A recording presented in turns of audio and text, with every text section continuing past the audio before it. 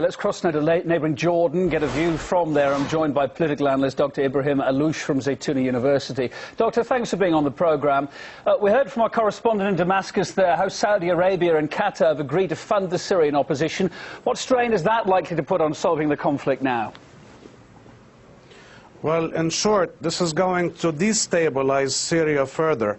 And by the way, before the Times published this news about Saudi Arabia and Qatar sponsoring the Syrian opposition, which is an armed opposition, as we have seen through your and other reports, we have known all along on the Arab street that Saudi Arabia and Qatar have been sponsoring all kinds of action, military action around the region and not just in Syria. So this is really public knowledge, nothing new here. It is obvious that both Saudi Arabia and Qatar are harboring an agenda of overthrowing the Syrian regime because it opposes Western political, military and cultural intervention in the Arab region, and that's all there is to it. It's interesting to note, Doctor, isn't it, that Qatar also played an important role in funding weapons and advisors to Libya, helping the overthrow of Colonel Gaddafi too, yeah? Absolutely, and this is no secret. It is obvious that both Qatar and other Arab states, as well as Turkey, in addition to NATO states, have overseen the funding and the arming of NATO rebels in Libya, and now they are doing the same in Syria. So this is basically a replica of what took place in Libya, with only one exception, that Russia so far has prevented NATO from having its sway of having no-fly zones, buffer zones, and all kinds of zones that infringe on the sovereignty of Syria, which at the same time help materialize NATO political objectives in Syria, which is to turn that place into a pro-Western regime. And let me add one thing, and just to comment on your previous report on Libya, that the objective is to destabilize the institutions of any central state. And this is what we have seen in Somalia, in Libya, and Iraq. The point is to implode the country, even socially, so there won't be anymore any central government that is able to fend off and protect the sovereignty of the country.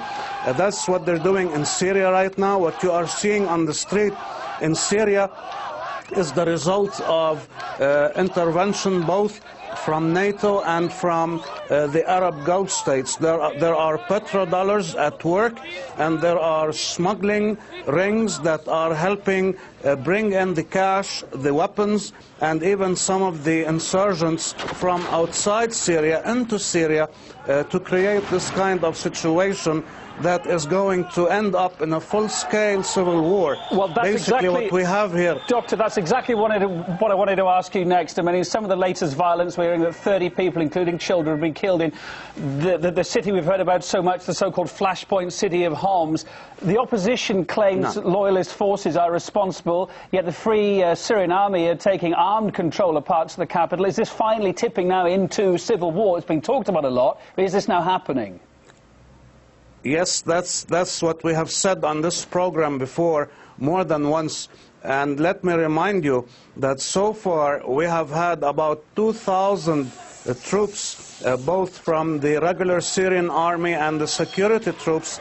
They have been killed in these exchanges. So if this is not a civil war, I don't know what a civil war is, given that about half of those to have been reported killed in this conflict belong to government establishments. So definitely we have a full-scale civil war unfolding right now before our eyes. And briefly, as you see it, who are the Free Syrian Army? Is it easy to sum them up as to who the kind of people are in that army, or is it more difficult? Who do you think they are?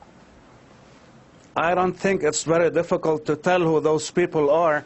If you're talking about their political affiliation, most of them, in fact, come from Islamist groups, be they with the Muslim Brothers or the Salafis.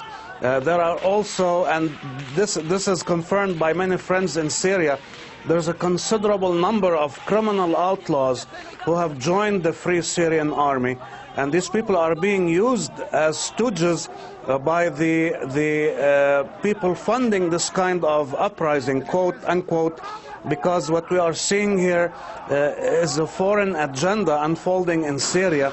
Yes, there are some grievances, but the people who have been opposing the Syrian regime throughout the last Doctor, 2 or 3 decades... I'm sorry to butt in. We've only got 10 seconds. I want to ask you, in that 10 seconds, who are the people you think funding them, driving them?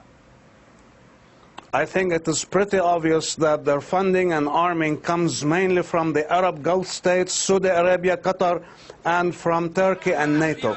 Thank you very much for your thoughts. Political analyst and professor at Zaytuna University in Jordan, Ibrahim Alouche. Thank you.